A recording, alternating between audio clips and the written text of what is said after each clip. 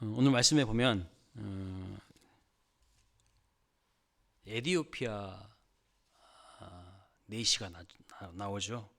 오늘 본문의 등장인물이 에디오피아는요, 예굽의 남쪽에 위치한 땅으로 구스라고 성경에서 불립니다.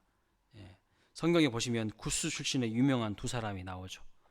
누구냐면 하나는 모세가 아내로 취한 여인, 구스 여인이었거든요.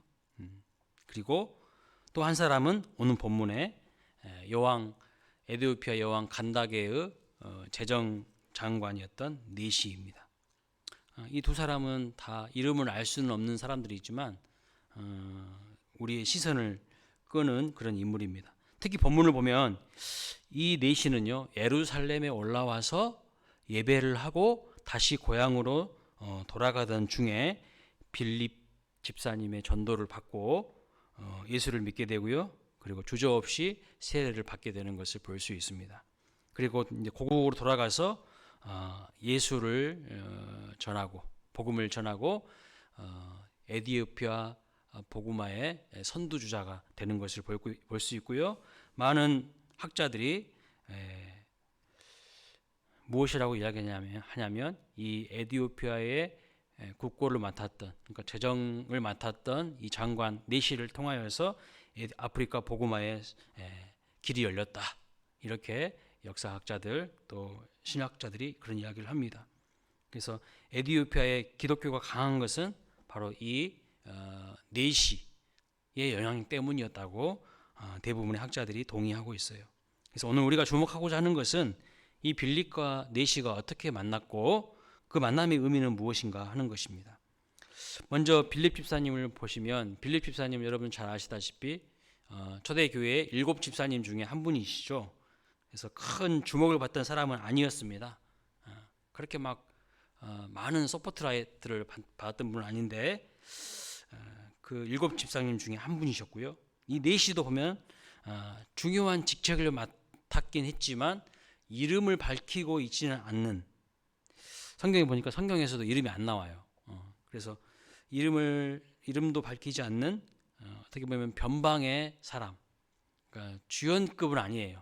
약간 조연급 인물들입니다. 빌립 집사님도 그렇고 뭐 사도 바울이나 베드로에 비하면 빌립 집사님도 물론 훌륭한 탁월한 일을 하셨지만 빌립도 그렇고 네시도 그렇고 약간 조연급 그 인물들이에요. 그런데 하나님은 그들을 통하여서 또 아름다운 역사들을 이루어낸 것을 오늘 본문에서 말씀하고 있어요. 자, 그들이 만났던 자리도 어떤 자리입니까? 뭐 예루살렘이나 왕궁이나 그런 화려한 곳이 아닙니다. 유명한 장소가 아닙니다.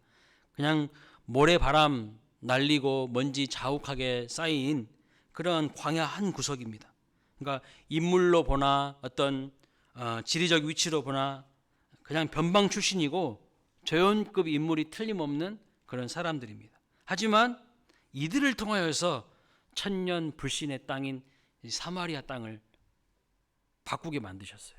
이 빌립 집사님으로 인하여서 사마리아 성이 뒤집어지고 변화되는 것을 볼 수가 있습니다.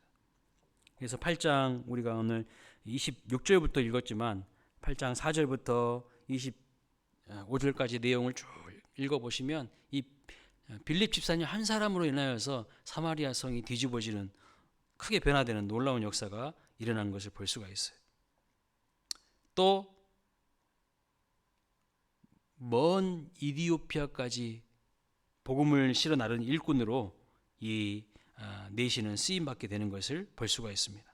그래서 사도행전을 기록한 의사 누가는 그들의 활동을 주목해서 오늘 본문에서 아주 대서특별하고 있는 것을 볼 수 있어요. 세상 역사는 이들을 주목하지 않을지 몰라도 하나님의 기록에는 이들이 아주 중요한 인물로 지금 사도행전 말씀에 기록되고 있는 것을 볼 수 있습니다. 그래서 이 빌립과 네시는요, 복음의 물줄기를 예루살렘 땅에 머물러 있는 것이 아니라 땅 끝으로, 그래서 유대인에서 이방으로 바꾼 신실한 일꾼들, 복음의 물줄기를 바꾼 신실한 일꾼들이었던 것을 볼 수 있습니다. 그렇다면 그들이 어떻게 이렇게 멋지게 쓰임 받을 수가 있었을까요? 그것이 무엇이냐는 거죠. 왜 그들이 이렇게 하나님 앞에 멋지게 쓰임 받을 수 있었을까? 그것은 위대한 질문과 또 위대한 대답이 있었기 때문입니다. 위대한 질문과 위대한 대답. 자, 내시는 예배하기 위해서 예루살렘에 갔다가 다시 고향으로 돌아오는 광야길에 흔들리는 그 마차 위에서 무엇을 했다고 기록하고 있습니까? 선지자 이사야의 글을 읽고 있었다라는 거예요. 대단한 사람이에요. 흔들리는 그 마차 위에서, 그 광야길에서도 그는요 하나님의 말씀에 집중하는 사람이었던 것을 볼 수 있어요. 여러분 어디 버스 타고 어디 가시다가 지방에 가시다가 뭐 성경 보신 적 있으십니까? 제가 별로 그런 분들을 본 적이 없어요.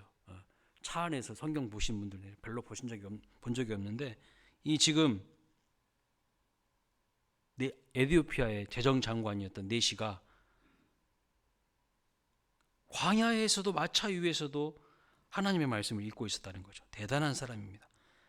자, 근데 어떤 내용을 읽고 있었나요? 성경 이사야 53장 7절 말씀을 읽고 있었다고 말씀하고 있어요. 오늘 본문에 보시면 그 내용이 무엇입니까? 요약하면 도살자에게로 끌려가는 양처럼 끌려간 메시아, 입을 열어서 항거하지 않는 메시아, 정당한 재판도 받지 않고 죽어간 메시아를 그가 말씀을 통해서 발견한 거예요.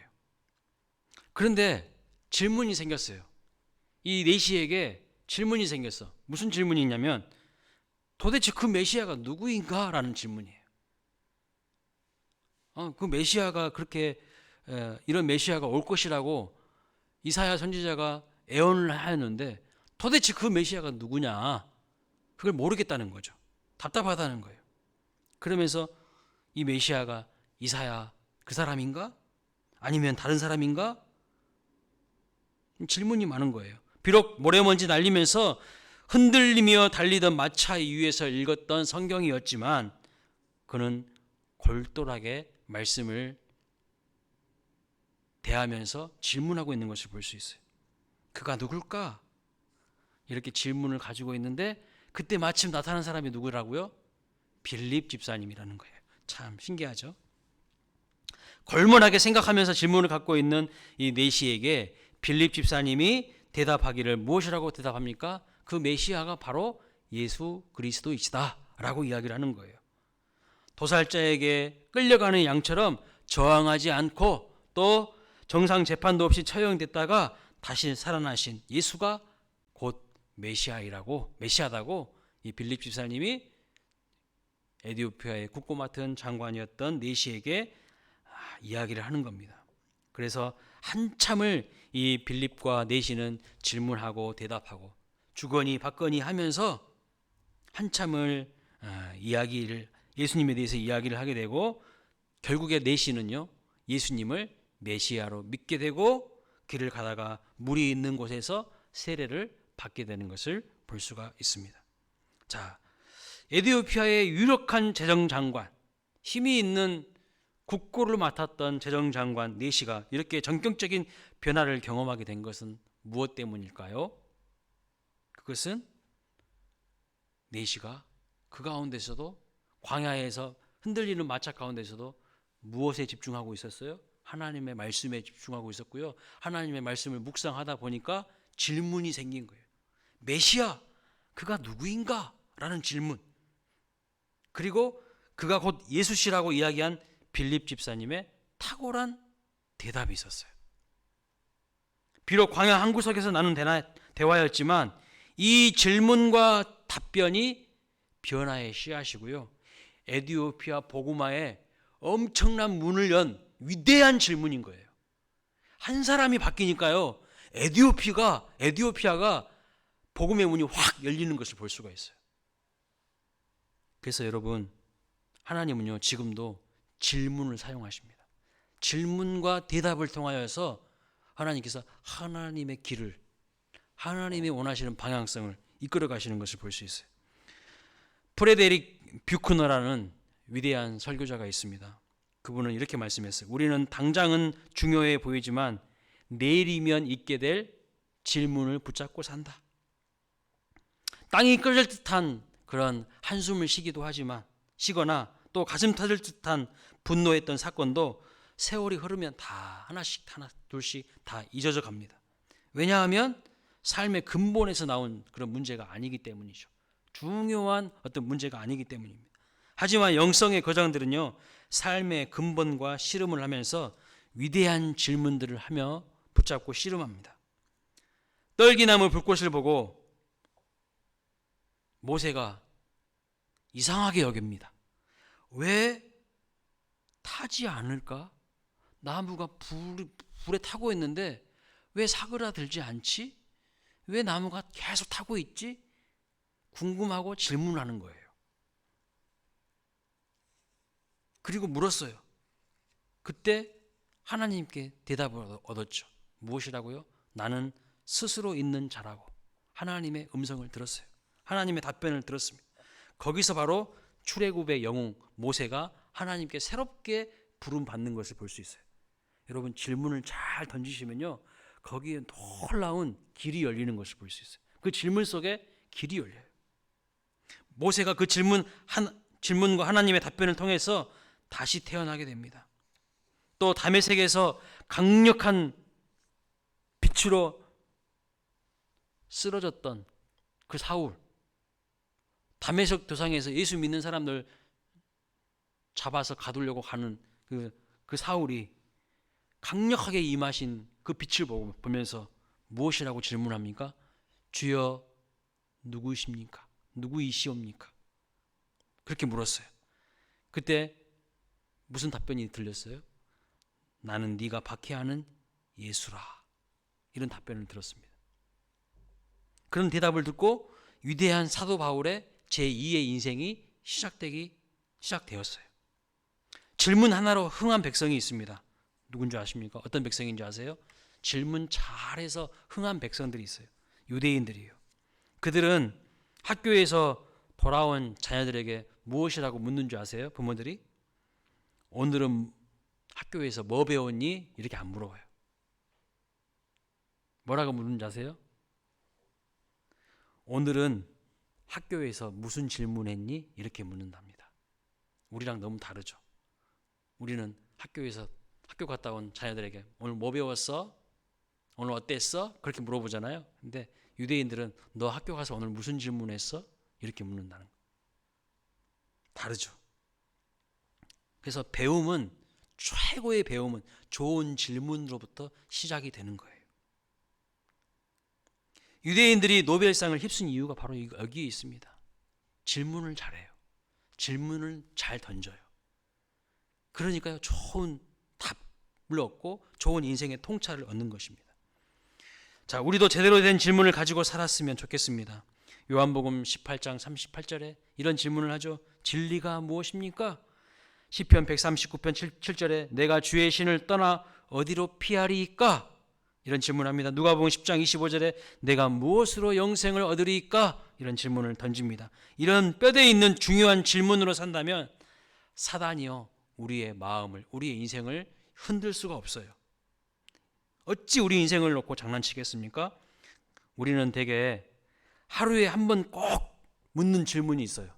무슨 질문인지 아세요? 뭐 먹을래? 뭐 먹을래? 물어봐 꼭. 오늘 또 누군가가 여러분에게 물어보셨죠? 뭐 드실랍니까? 물어보셨죠? 그런데 뭘 먹어야 할지 몰라서 뭐라고 대답합니까? 아무거나. 아무거나. 아무거나는 메뉴는 없는데 아무거나 주라고. 여러분, 인생은요, 인생의 수준은 질문의 수준과 비슷합니다. 인생의 가치는 그가 가진 소유나 지식이 아니라 그가 가진 질문에 따라 결정되기도 해요. 그가 어떤 질문을 가지고 살아가는가, 그리고 그 질문을 통해서 어떠한 인생의 해답을 가지고 살려고 하는지를 보면요, 그 사람의 속을 알 수 있어요. 그 사람의 중심된 어떤 가치가 무엇인지를 알 수 있어요. 내시가 하나님의 말씀을 가까이 했기 때문에 그는 생명이 걸린 가치 있는 그런 질문을 하게 된 겁니다. 메시아가 도대체 누구이신가? 그 질문을 한 거예요. 저는 이렇게 질문하겠습니다. 주일날에도 여러분에게 질문을 드렸는데, 본문 말씀, 창세기 말씀을 의지해서 그렇게 질문 드렸는데, 당신은 어디서 와서 어디로 가고 계십니까?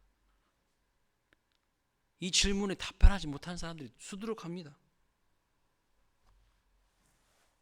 그래서 이 질문에 답변을 하지 못하면요, 인생을 방황하게 되거나 허무하게 살다가 죽을 겁니다. 그러나 이 질문에 분명한 답변을 할 수 있는 사람이라고 한다면 인생을 보람되게 살다가 영광되게 마칠 겁니다. 정말 하나님의 영광을 경험하는 그런 아름다운 인생으로 생을 마칠 겁니다. 자, 네시와 빌립이 멋진 질문과 대답의 주인공이었는데, 그렇다면 이 두 사람은 어떻게 만날 수 있었을까요? 저와 여러분의 삶 속에서도 이런 만남들이, 좋은 하나님이 예비하신 만남들이 넘치기를 바라는데요. 어떻게 만날 수 있었을까요? 26절 말씀 보시면, 본문 26절 말씀 보세요. 주의 사자가 빌립에게 말씀하셨다고 기록하고 있어요. 또 29절 말씀 보면 성령께서 빌립에게 말씀하셨다고 기록합니다. 그래서 26절에 주의 사자는 누구인가? 성령을 말하는 거예요. 즉 성령의 인도함을 통하여서, 성령의 이끌림을 통하여서 두 사람이 만나게 된 것이죠. 우리는요, 성령 충만을 많이 들어봤어요. 성령 충만, 교회에서 성령 충만해야 된다, 그런 이야기를 많이 들어봤습니다. 그래서 성령 충만이라는 말에는 상당히 익숙합니다. 그러나 성령의 이끌림에는 좀 낯설어하는 것이 사실이에요. 성도의 삶에서 성령 충만은요, 시작일 뿐 전부가 아닙니다. 그래서 성령 충만을 넘어서 우리는 성령 하나님께 이끌림을 받아야 돼요. 성령 충만만큼 성령의 인도하심, 성령의 이끌림을 받는 것이 너무나도 중요한 거예요. 자, 예수님이 광야에 시험 받으러 가실 때 어떻게 하셨습니까? 어떤 말씀이 나옵니까? 마태복음 4장 1절 말씀 보면 예수께서 성령에게 이끌려 마귀에게 시험을 받으러 광야에 가사, 이런 말씀이 나옵니다. 그러니까 예수님이 성령의 이끌림을 받으셨죠. 성령 충만의 모델이신 주님도 이렇게 성령의 이끌림을 받으셨다면 하물며 우리와 당연히 성령의 이끌림을 받아야 하지 않겠습니까? 그런데 여러분, 여러분의 삶은 누가 주도하고 계십니까? 정말 성령께서 주도하고 계십니까? 설마 아직도 여러분 자신이 주도하려고 하고 계시지는 않습니까? 삶은요, 인생은 주도권 문제입니다. 주도권 문제. 주도권을 성령께 내드리고 이끌림을 받아야 돼요. 그런데 많은 사람들이 자기가 자기 삶의 주도권을 가지고 자기가 왕노릇하면서 자기가 자기 인생의 주인 되어서 자기 마음대로 살려고 하는 것이죠. 그리고 세상은 무엇이라고 가르칩니까? 네가 주도해. 네가 주도하라고. 인간이 주도하라고 그렇게 가르칩니다. 당신이 주도하라고 합니다. 그래서 인간이 주도하는 그곳에는요, 무엇이 넘치냐면 원망, 불평, 교만이 넘쳐요. 인간이 주도하는 것에는 원망, 불평, 교만이 일어납니다. 그래서 이른바 원불교 신자들이 많아요. 원불교 신자. 교회 안에 왜 원불교 신자들이 이렇게 많은지 모르겠어요. 원망과 불평과 교만은 떨고 있는 신자들이 많아요. 성령께 이끌림을 받지 않아요. 그러니까 겉으로는 교회를 다니는데 속으로는 원불교 신자들이 많아요. 여러분은 성령께 이끌림을 받는 그런 성도들이 되시기를 주님의 이름으로 축복합니다. 하나님은요, 때론 하나님의 역사를 일으키기 위해서 인간의 상식을 뛰어넘는 그런 초상식적인 일들을 행하실 때가 많아요. 말씀하실 때가 많아요. 지금 보세요.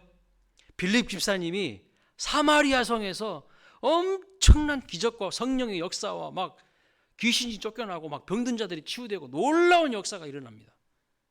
그래서 사마리아 성에 큰 기쁨이 있었더라. 8절에 보시면 그 성에 큰 기쁨이 있더라. 놀라운 하나님의 역사가 나타나고 있어요. 사람들이 변화되고 많은 열매가 나타나고 있는데 성령께서 사마리아 떠나서 광야로 가라고 하시는 거예요. 광야로. 광야는요, 말 그대로 아무도 없는 것. 모래와 바람만 부는 곳. 모래만 있고 바람만 불고. 사람들이 살지 않는 곳입니다. 그런데 도대체 왜 거기로 가라고 하시는지 상식적이지 않잖아요. 좀 사람 많은 곳으로 가라. 그러면 훨씬 이해가 될 텐데 사람 없는 곳으로, 한 명도 없는 곳으로 너 가라. 잘 이해가 안 돼요. 그런데 성령 충만한 빌립 집사님은 사마리아 지역에 있으면 어땠을까요? 편했겠죠. 자기가 인정받고 있잖아요, 지금. 응? 빌립 집사님으로 인하여서 사마리아 성에 큰 하나님이 주신 기쁨이 임하고 막 사람들이 변하고 막 그 성이 막 뒤집어지고 변화되니까 사마리아 성에 그 빌립 집사님의 인기도 막 하늘 높을지 모르고 막 올라가겠죠. 근데 갑자기 하나님께서 너 됐어. 여기서 너의 사역은 이걸로 끝. 너 이제 광야로 가. 그럼 가야 되는 것이죠. 가야 되는 거예요. 근데 안 가요. 안 가. 많은 사람들이 안 가요. 하나님이 가라 하셔도 그 성령의 음성을 무시해. 자기 생각으로. 만약에 사마리아 지역에 있으면요, 기득권을 가지고 편하게 살 수 있겠죠. 대접받으면서 살 수 있겠죠. 그런데 그것을 내려놓고 성령의 지시대로 광야로 가는 것을 볼 수 있어요. 이렇게 하나님의 은혜의 역사는요, 순종하는 사람들을 통해서 일어나는 것을 볼 수 있어요. 그래서 빌립 집사님은 성령의 지시대로 순종합니다. 여러분, 순종은 항상 시간과 연결이 되어 있어요. 그 시간에 순종하지 않으면요, 그건 순종한 게 아니에요. 시간에 맞지 않는 순종은 순종이 아닙니다. 그 시간에 가야 순종인 거죠. 장소에 맞지 않는 순종은요, 순종이 아니에요. 그 시간에 가야 하고 그 장소에 가야 하는 겁니다. 자기가 가고 싶은 대로 가는 순종은 순종이 아닙니다. 그래서 하나님의 시간에 하나님의 방법으로 하나님의 장소에 가 있어야 하나님의 역사가 나타나는데, 오늘날 우리의 모습을 솔직하게 점검해 보면 순종하지도 않고서 하나님의 은혜를 경험하지 못한다고 이야기를 합니다. 순종해 봤습니까? 아니요. 솔직하게 순종하지 않고 있잖아요. 그러면서 하나님이 은혜를 안 주신다고 원불교 신자들이 많다니까요. 하나님의 은혜를 경험하지 못한다고 하는 사람들이 수두룩합니다. 오늘날 상식이라는 기준으로요, 하나님의 말씀을 재단합니다. 무시하고 불순종하는 사람들 많습니다. 상식이 하나님 말씀보다 더 위에 있어요. 세상의 논리가 하나님 말씀보다 더 위에 있어요. 깔아뭉개요, 하나님 말씀을. 아무런 역사가 나타나지 않죠. 그래서 성령께서 내 양심에 들려주시는 그 음성을 무시합니다. 그러니 열매 없는 인생이 될 수밖에 없죠. 빌립은요, 성령의 지시대로 믿고 순종하여서 광야로 나아갔을 때에 누구를 만납니까? 에디오피아의 재정을 맡았던 재정장관을 만나게 됩니다. 하나님께서 가라고 하실 때에 여러분, 다 보여주시고 가라고 하면 누가 못 가겠습니까? 가죠. 하나님 그렇게 일을 안 하시더라고요. 아브라함을 부르셔서 가라고 할 때도 하나님이 다 보여주시고 어디로 가야 할지도 다 알려주시고 가라고 하신 적이 없어요. 그냥 가라는 거예요.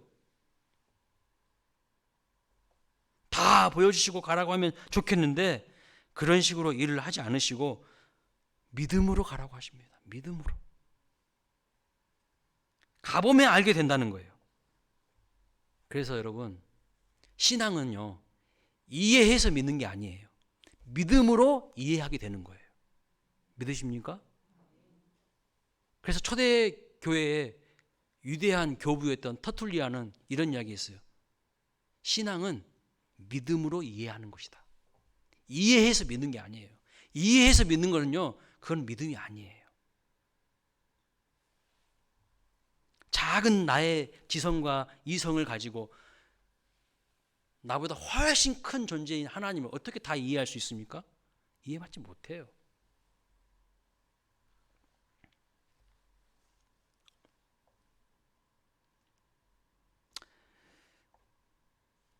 그래서 하나님의 말씀을 듣는 가운데, 묵상하는 가운데에 여러분의 마음에 하나님께서 음성을 들려주실 때, 하나님께서 내 마음 가운데에 어떤 말씀을 주실 때에 즉시 순종함으로 풍성한 은혜와 하나님의 역사를 경험하게 되시기를 주님의 이름으로 축복합니다. 오늘도 하나님이 계속 우리에게 말씀하셔요.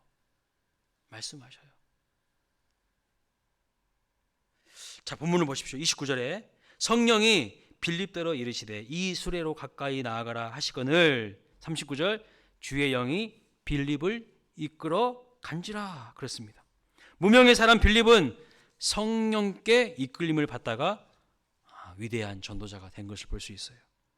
그래서 삶에는요, 세 종류가 있습니다. 첫째는 되는 대로 살기, 둘째는 투쟁하며 살기, 셋째는 주님 뜻대로 살기.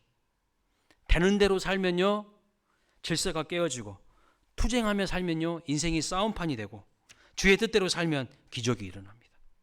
주의 뜻대로 살려면 어떻게 해야 할까요? 성령 하나님께 이끌려 가면 되는 거예요. 고집 부리지 마십시오. 자꾸 자기 고집으로, 자기 방법으로 하려고 하니까 성령께 이끌림을 받지는 못하는 거죠. 성령 하나님께 이끌림을 받으시기 바랍니다. 그러면 광야 한 귀퉁이에도, 거기에서도 살아나는 역사가 있고요, 귀한 만남을 허락해 주시고요, 하나님의 기적을 경험하게 될 줄로 믿습니다. 김하중 대사라고 하신 분이 있어요. 혹시 들어보셨나요? 김하중 대사. 그분이 청와대에 근무를 할 때에 김대중 대통령을 모시고 프랑스 국빈 방문을 했습니다. 이분은 장로님입니다. 장로님이에요. 그때 당시 이제 보좌관이었기 때문에 근거리에서 대통령을 모시게 되었어요. 그래서 11시에 만찬이 끝나 이제 호텔로 들어와서 일정을 정리하고 샤워를 하고 자리에 이제 이렇게 누우려고 보니까 새벽 2시였답니다. 잠깐 눈을 붙이는데 뭔가 자기 머리를 계속 두드리더래요. 깜짝 놀라 눈을 뜨니까 아무도 없어요. 이상했지만 다시 또 잠을 청하는데 자꾸 마음속에서 이런 마음이 들더랍니다. 대통령이 잠시 후에 너를 찾을 거니까 준비하고 대기하고 있어. 이런 마음이 계속, 새벽 2시인데요. 다 자야 될 시간이잖아요. 근데 그런 마음이 계속 들더랍니다. 그래서 세수를 하고 옷을 좋게 갈아입고 이제 대기를 하고 있는 거예요, 정말. 그런데 벨이 따르릉 울립니다. 정말 대통령이 찾는 전화였다는 거예요. 그래서 즉시 달려갔더니 김대중 대통령이 그런 이야기를 했답니다. 자네는 잠을 안 자는가? 그래서 아니요, 찾으실 것 같아서 미리 준비하고 있었습니다 라고 이야기를 했다는 거예요. 그래서 이 사람, 대통령이 참 특이한 사람일세. 대통령이 고개를 갸우뚱했다고 합니다. 이게 바로 성령에게 이끌림 받는 사람들의 특징이에요. 성령에게 이끌림 받는 사람들이 경험하는 비밀입니다. 알 수 없어요. 근데 하나님이 그런 마음 막 주신다니까요. 성령께 이끌림을 받는다면요, 주님께 가장 가까운 핵심 사역자가 되는 거예요. 성령의 측근 핵심 관계자가 될 것입니다. 자, 그렇다면 그래서 나중에 이 김하중 이 보좌관이 나중에 주중 대사가 되는데 최장수 주중 대사가 돼요. 김대중 대통령, 노무현 대통령 때 최장수 7년 이상 되는 최장수 주중 대사가 되고요. 나중에는 통일부 장관이 됩니다. 그래서 이명박 대통령 때까지 장관을 하게 되는 엄청난 사람이에요. 근데 이분이 장로님이에요. 항상 깨어 있어. 항상 성령의 이끌림을 받아. 그러니까 하나님 앞에 쓰임 받죠. 그래서 하나님의 대사라는 책도 냈어요. 규장출판사에서. 자, 그렇다면 중요한 질문을 갖고 성령의 이끌림을 받기 위해서 우리가 어떻게 해야 할까요? 오늘 본문에서 힌트를 주고 있어요. 목을 잘 지키라는 거예요. 장사가 잘 되려면 목이 좋아야 합니다. 앉은 자리가 좋아야 한다는 말씀이죠. 그래서 마케팅에서 뭐라고 말하냐면요, 포지셔닝이 아주 중요한 과제라고 이야기합니다. 이것이 어디 장사만의 문제겠습니까? 내셔널 지오그래픽에서 보니 남태평양의 범고래 이동 경로를 추적했는데 칠레 앞바다에서 큰 원을 그리면서 돌고 도는 것이 관찰이 되었어요. 거대한 고래이지만, 엄청난 큰 고래이지만 그냥 큰 바다를 자기 마음대로 그냥 아무렇게나 돌아다니지 않는다는 거예요. 이동 경로가 있다는 거예요. 고래가 가는 길이 있다는 거예요. 왜냐하면 그 길로 가야만 안전하고 그 길로 가야만 풍성한 먹을거리를 제공받을 수 있기 때문이죠. 그걸 알고 있기 때문입니다. 연어는요, 자기가 태어난 강물로 돌아와 죽습니다. 미물에 불과하지만요, 먹이 있다는 것입니다. 그것을 아는 곰은 어떻습니까? 연어가 올라오는 그 여울목을 지키면서 실컷 자기 배를 채우죠. 신앙도 마찬가지예요. 목이 중요해요. 자리가 너무 중요해요. 제가 여기서 말하는 목이라는 것은 지금 풍수지리를 말하는 게 아닙니다. 오해하시면 절대 안 돼요. 하도 요즘에 무슨 풍수지리로 막 청와대도 옮기고 어쩐다고 하니까 또 이런 이야기 들으시면 또 목사님이 이상한 풍수지리 이야기 하시네. 지금 그런 이야기가 절대 아닙니다. 하나님께서 지시하시는 그 자리를 잘 지켜야 된다는 거예요. 본문에서 성령께서 빌립에게 말씀하시기를 26절 말씀 보면 일어나서 남쪽으로 향하여 예루살렘에서 가사로 내려가는 길까지 가라 하니 그 길은 광야라. 하나님께서 말씀하시는 길이 있다는 거예요. 하나님께서 말씀하시는 자리가 있다는 거예요. 왜 하필은 광야요? 왜 하필은 하나님 광야로 가야 합니까? 가사로 내려가는 길이라고 했을까요? 왜? 거기에요. 물자 교류가 많고 주요 인물들이 왕래하는 중요한 교통로가 바로 거기에요. 그 성령이 그걸 아시고 그 길로 가라고 하시는 거예요. 그 자리만 지키면 거기서 거물급 인사들을 만날 수가 있다는 거예요. 성령께서 그 목을 지키다가 이디오피아로 가는 내시를 만나라는 겁니다. 그렇게 목을 지킬 때에 아무리 광야 한 구석에서 이루어진 만남이지만 주님께서 기억하시고 쓰시는 아름다운 만남이 된 것을 볼 수가 있는 거예요. 여러분, 우리도 지켜야 될 인생의 그 중요한 목이 있습니다. 그것을 지키십시오. 유행 따라서 이리 갔다 저리 갔다 촐랑대고 팔랑귀처럼 왔다 갔다 하지 마시고 하나님이 세우신 그 자리가 있어요. 그 자리를 묵묵하게 지키시기를 축복합니다.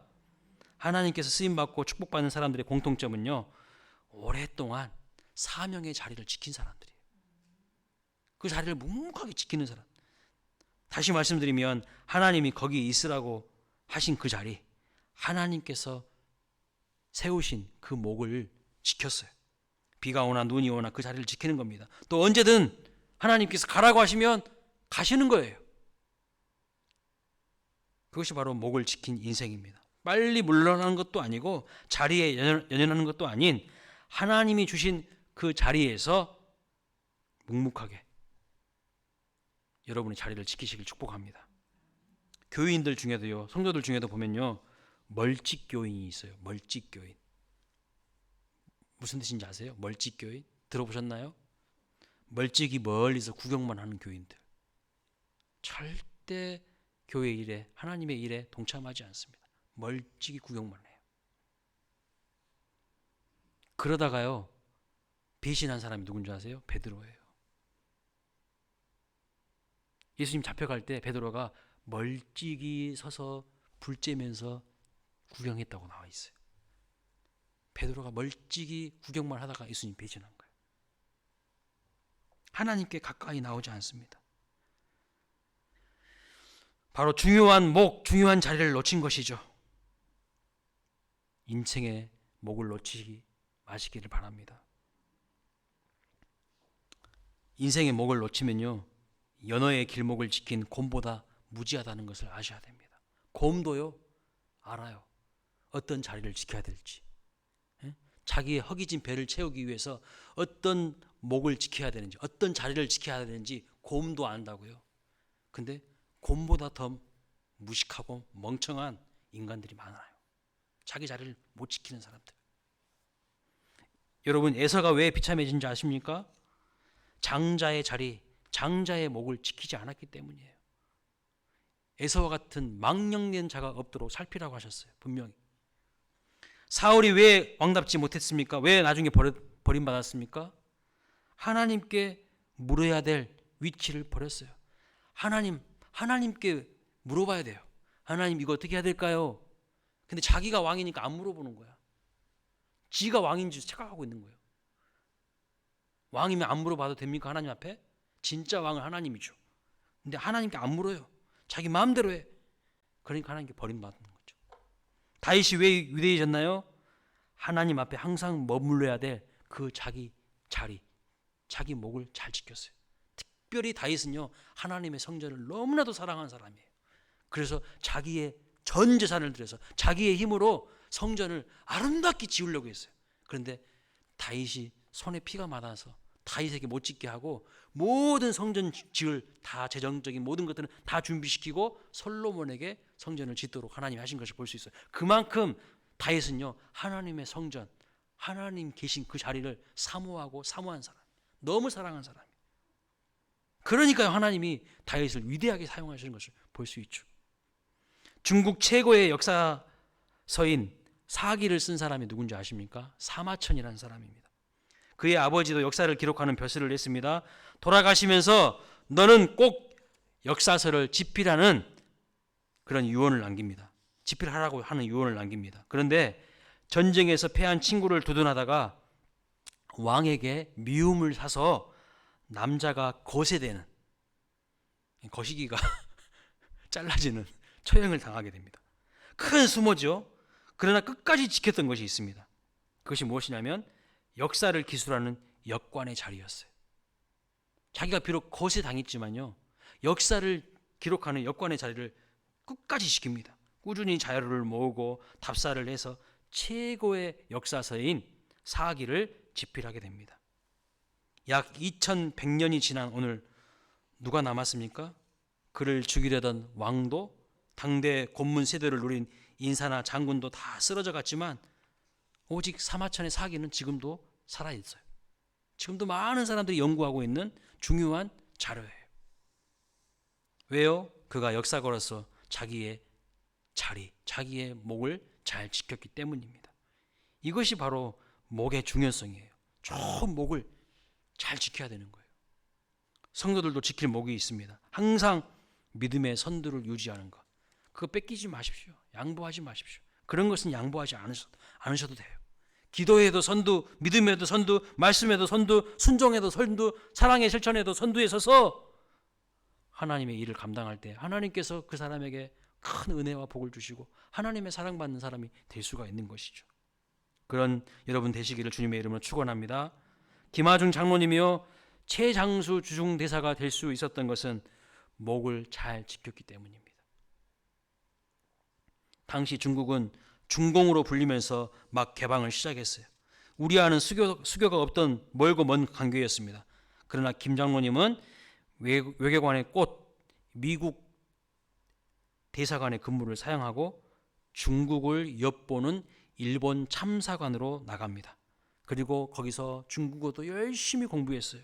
그때 일본의 중국 대사관에 근무하던 탕자 시환을 만났습니다. 그분을 교본을 트면서 가까워졌는데 나중에 대사가 되어서 중국에 갔을 때에 이 탕자 시환은 중국의 외교부장이 되어서 둘이 멋진 상복을 하게 됩니다. 김하중, 그는 미국을 버리고 목을 지켰어요. 미국이 막 화려하고 좋아 보이시죠? 그것에 흔들리면 안 돼요. 자꾸 여러분 눈에 막 화려한 것들, 좋은 뭐 의리의리한 것들, 그런 것에 마음이 흔들리시면 안 돼요. 빌립이 내시를 만난 것처럼 이 김하중 장로님은 탕자 시안을 만났고 최장수 주중대사가 되었고 나중에 통일부 장관까지 하면서, 그리고 지금은 많은 사람들에게 하나님의 살아계심을 증거하는 장로님으로서 역할을 감당하고 있습니다. 이것이 당시의 변방인 목을 지킨 관료요 정치인입니다. 결론입니다. 우리가 비록 광야 한 구석에서 질문하고 대답해도 주님은 그것을 기억하시고요, 우리를 멋진 인생으로 가꾸어 가십니다. 내시처럼 진지한 질문을 가지고 살아야 합니다. 너무 어떤 분들은 가벼워 인생이 질문이 없기 때문이죠.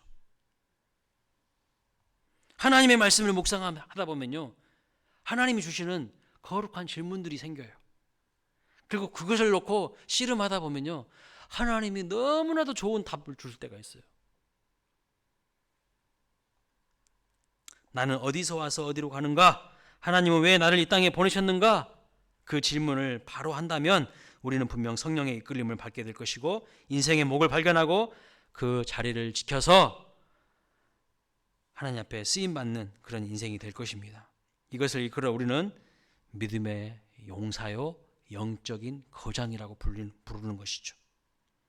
여러분, 대학도 못 나온 슬펀전이 영국의 국회를 움직였고요, 정식으로 법률을 공부하지 못한 링컨이 독학으로 변호사와 대통령이 된 것처럼 우리도요, 하나님의 말씀에 집중하면서 거룩한 질문을 가지고 나아갈 때, 그리고 하나님께서 나에게 원하시는 그 목을 잘 지킬 때 하나님, 우리를 통해서도 하나님께서 놀라운 역사를 일으키실 줄로 믿습니다.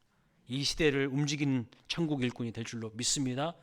하나님 핵심 관계자가 되십시오. 하나님 핵심 관계자, 성령의 이끌림 받는 그런 사람들 다 되시기를 주님의 이름으로 축복합니다. 아멘. 우리 찬양하겠습니다.